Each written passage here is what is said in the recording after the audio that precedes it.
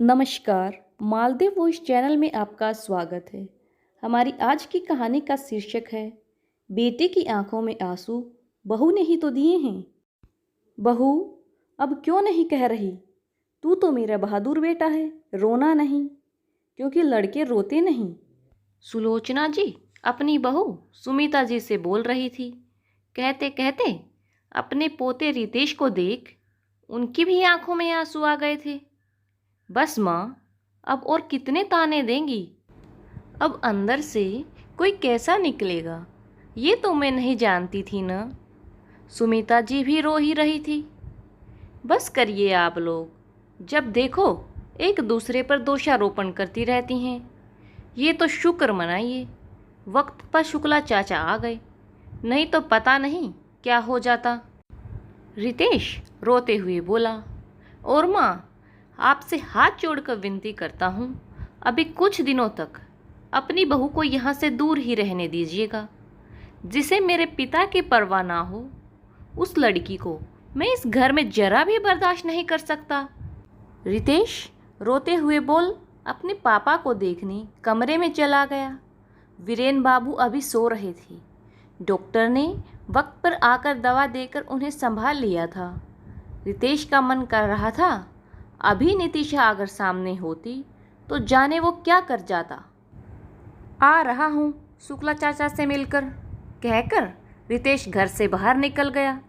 माँ, जानती हूँ आप मुझसे नाराज हैं और होना भी चाहिए, पर माँ जी, निशिता के भीतर झांक कर तो मैं नहीं देख सकती थी ना। और वो ऐसा व्यवहार करेगी वो तो कोई सोच भी नहीं सकता है। सुमिता जी अपनी सास का हाथ पकड़कर माफ़ी मांगते हुए कह रही थी, बहू, एक बार तो अपने बेटे के दिल को भी समझने की कोशिश करती। वो जरा सा रोता तो कहती, क्यों लड़कियों की तरह रो देते हो? और उसे तूने पाषाण बनाने की कोशिश की, पर आज तेरी वजह से ही उसकी आंखों में आंसू हैं। सुमिता जी की सास ने कहा, मैं सब ठीक कर दूंगी माँ जी। अगर निशिता ने आकर माफ़ी ना मांगी और ना अपना व्यवहार बदला तो रितेश और उसके रिश्ते का अंत ही करना सही रहेगा। कुछ सोचते हुए सुमिता जी ने कहा। उठकर वो पति के पास गई जो दवा के असर से सो रहे थे। उनका हाथ पकड़कर लग रहा था वो उनसे माफ़ी मांग रही है। कमरे से बाहर निकलकर वो अपनी बचपन की दोस्त सुरेखा को फ़ोन लगाती है। सुरेखा, मुझे आज ही तुमसे मिलना है, घर आ जाओ। सुमिता जी ने कहा, ये क्या हुआ है सुमिता? मेरी निशिता का रो रो कर बुरा हाल हो रखा है। तेरे भरोसे पर ही अपनी बेटी तेरे घर ब्याही थी। तुमने ही उसे अपनी बहू बनाने का वादा किया था, फिर उसे इस तरह घर से निकाल दिया। ये तुम लोगों ने सही नहीं किया।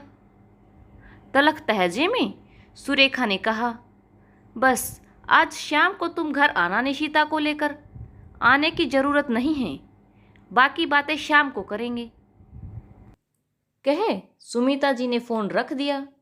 शाम को जब सुरेखा जी घर आई, घर का गमगीन सा माहौल और रितेश और उसकी दादी का अनमना सा व्यवहार सुरेखा जी को किसी अनहोनी की आशंका जताने के लिए काफ़ी था। क्या हुआ? मुझे घर क्यों बुलाया? सुरेखा जी ने पूछा। सब बताती हूँ, पर पहले जरा मेरे साथ आ, कहती हुई सुमिता जी सुरेखा जी को उस कमरे के पास ले गई जहाँ वीरेन बाबू लेटे हुए थे। उन्हें बाहर से ही देखा कर वो ड्राइंग रूम में लेकर आ गई। सुरेखा, तू मेरी बचपन की दोस्त है। संजोग देख, एक ही शहर में हमने अपना आशियाना बनाया। हमारी दोस्ती को पारिवारिक संबंध बनाने के लिए मैंने बेटे की अनिच्छा को दरकिनार कर निशिता को अपनी बहू बनाया। सब कुछ ठीक होता सुरेखा, अगर तू बता देती तेरी इकलौती बेटी को तुमने बदतमीज बनाया हुआ है। 1 महीना ही तो हुआ है ब्याह को, पर उसे अभी भी लगता वो अकेली है, अपनी मर्जी से कहीं भी आती जाती है। कोई रोक टोक नहीं लगाया हमने, पर आज उसने जो किया है ना, उस हरकत ने रितेश के दिल में जो थोड़ी जगह उसके लिए बन रही थी वो भी खत्म हो गई। सुमिता जी ने कहा। क्या किया उसने सुमिता? मुझे तो फ़ोन कर बोली मैं मूवी जा रही हूँ, उसके बाद कुछ दिनों के लिए आपके साथ रहूँगी, मुझे नहीं जाना ससुराल। सुरेखा जी ने बोला। आज मैं सासू माँ को लेकर पास के डॉक्टर के पास गई हुई थी। रितेश ऑफिस में था। मुझे पता था निशिता को मूवी जाना है, मैं समय पर ही आ जाती, पर उधर अस्पताल में बहुत भीड़ थी, इसीलिए हमें देरी हो रही थी। निशिता वो तैयार होकर मूवी के लिए निकल ही रही थी कि वीरेन जी ने उसे कहा, बहू थोड़ा पानी ला कर दे दो, मेरा जी घबरा रहा है। पर वो ना सुनी और बोलने लगी, मैं जा रही हूँ, आप खुद ले लीजिए।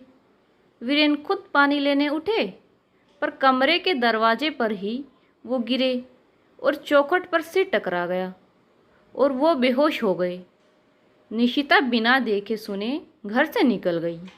तभी वीरेन के दोस्त शुक्ला जी घर पर उनसे मिलने आ गए और वीरेन को देख जल्दी से डॉक्टर को फ़ोन कर दिया।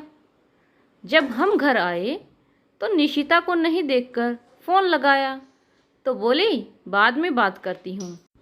फिर हमने रितेश को फ़ोन कर बुलाया। वक्त पर शुक्ला जी आ गए तो स्थिति संभल गई, नहीं तो पता नहीं क्या हो जाता। बस रितेश ने गुस्से में निशिता को बहुत कुछ सुना दिया। तो जानती है सुरेखा, रितेश हम सबको कितना मानता है। उसे अपनी पत्नी से इस तरह के व्यवहार की उम्मीद नहीं थी। मेरा बेटा आज बहुत रोया है, यहाँ तक कह दिया मुझसे आपकी पसंद पर आपको बहुत नाज था ना, अब करो नाज, जिसे आपके पति और मेरे पापा की जरा ना परवाह। मुझे रहना ही नहीं उसके साथ। अब तू बोल मैं क्या करूं? निशिता को तू समझाएगी और रितेश उसे छोड़ दे। बिना लाग लपेट के सुमिता जी ने अपनी बात कह दी। सुमिता, मुझे बहुत दुख हो रहा है सुनकर, मेरी बेटी ने ऐसा व्यवहार किया। उसकी तरफ से मैं माफ़ी मांगती हूँ। मैं अभी जाकर निशिता से बात करती हूँ, सुरेखा जी ने कहा और चली गई। अगले दिन निशिता सुरेखा जी के साथ घर आई। हाथ जोड़कर अपनी करने की माफ़ी मांगते हुए बोली, मैं कभी परिवार में ये सब देखी नहीं, हमेशा घूमना फिरना करती रही। मुझे शायद परिवार में कैसे रहा जाता है नहीं समझ आता, क्योंकि मेरे पेरेंट्स भी यही सब करते हैं। मम्मी जी मुझे माफ़ कर दीजिए, मैं तो जाने की जल्दी में थी, क्योंकि मेरी सहेलियां बाहर मेरा इंतज़ार कर रही थी। मैं देखी ही नहीं पापा जी गिर गए या जो कुछ हुआ। दूर बैठा रितेश ये सब सुन रहा था। गुस्से में वो नितिशा के पास आया, उसका हाथ पकड़कर ज़बरदस्ती पापा के कमरे के पास ले गया। देखो सिर पर पट्टी बंधी है, वो तो गनीमत है, ज़्यादा कुछ नहीं हुआ। अगर कुछ हो जाता ना तो फिर। सॉरी रितेश, मुझे सच में नहीं पता था पापा जी की हालत इतनी ख़राब है, मेरा भरोसा करो। अब से ऐसा कुछ नहीं होगा, मुझे परिवार को समझना होगा। निशिता लगभग रोने हो गई। माँ जी मेरी बच्ची को माफ़ कर दीजिए, मैं अपनी अकेली संतान को सब कुछ देती रही, पर परिवार में प्यार से रहना ना सिखा पाई, वो अब आप लोग सिखा दीजिएगा। गलती करने पर डांट भी लगा सकते हैं, इसे तो मैं यही बोलती हूँ।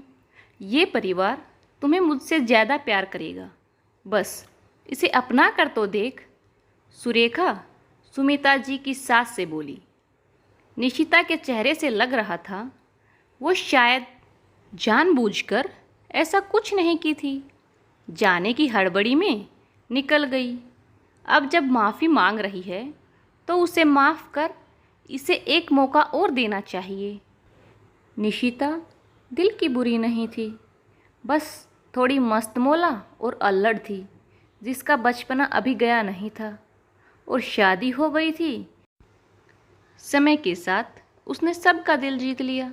दोस्तों, परिवार में जब अपने को तकलीफ़ लगती है तो बहुत करीबी रिश्ते भी बेगाने लगते हैं और आंसू निकल आता है, चाहे वो कोई भी हो।